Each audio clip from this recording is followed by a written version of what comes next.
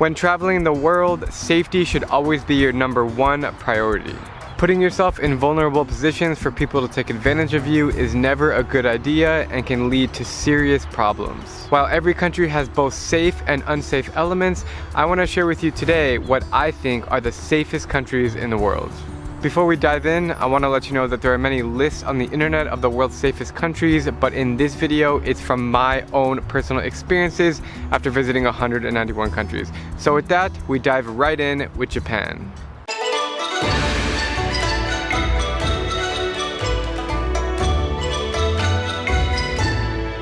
Japan is definitely one of my favorite countries in the world. I've been there, I think, 9 times. More than 1 million people cross these roads every single day. And the first thing that jumps out to me is that the police don't even carry guns. It is so safe, you almost never hear about a murder or a robbery or anything like that. It's a very respectful and orderly society. The people really do look after each other and they're like not even thinking about being criminals. It's crazy. Many people don't even lock the doors to their homes or the doors to their cars. It is that safe. You can walk around at 3 in the morning, even if you're a girl or a boy, it doesn't matter. Even down the busiest areas in Tokyo, and nobody will say anything to you. They will just mind to themselves. That is Japan for you. There's a lot more I can say, but we're just gonna leave it at that. The next safe country I want to tell you about is Austria. So the truth is that much of Europe is safe, but in my opinion, I think Austria is the safest. And if you're going to look at the books, I believe that Austria has one of the lowest crime rates in all of Europe, especially when you leave Vienna. Most of the country is actually really rural and beautiful. Rolling green hills, amazing lakes, incredible views. I just have this memory when I was 23 and traveling around Europe, and I took a train through Austria and thinking, this looks like Switzerland. I mean, it is just one of the most beautiful places in the world. The next safe country I want to tell you about is the Pacific island nation of Tuvalu. What was it like growing up here, like in general? I don't know. I think all I can say is that just pretty much chill.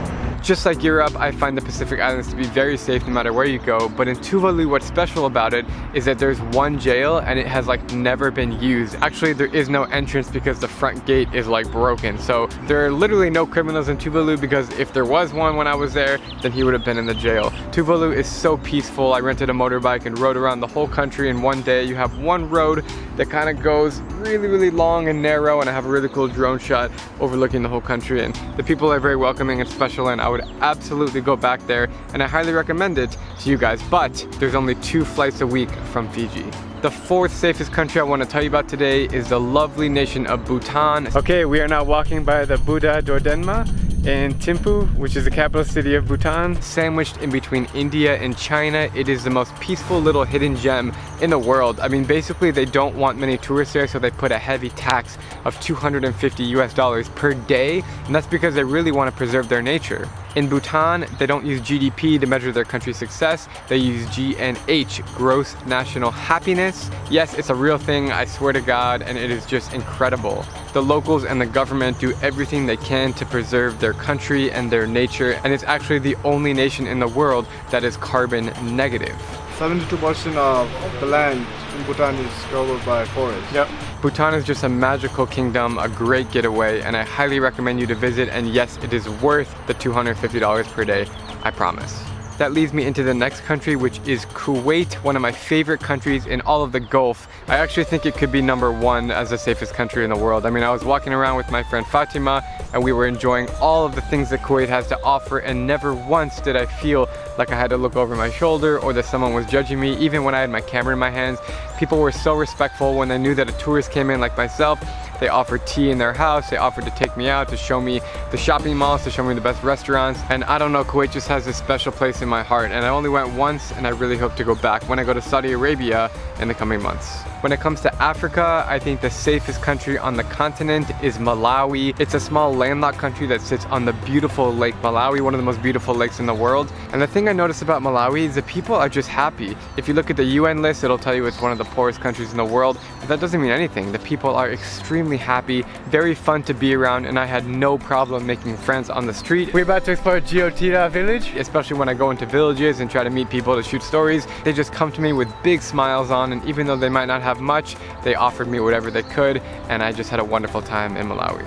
The next safe country I want to tell you about is South Korea. As many of you guys know, it was my home for 2 years as I lived and taught English in a village just south of Seoul. And much like Japan, the cops do not carry any guns on them. It's like the most bizarre thing. I never locked my apartment when I left. I didn't even have a key to lock it because my co-teacher told me, hey, it's so safe here, you don't even need to lock your stuff inside. I'm not kidding you. Anyone could have just came in my apartment building, opened up my door, and they would have found all my belongings.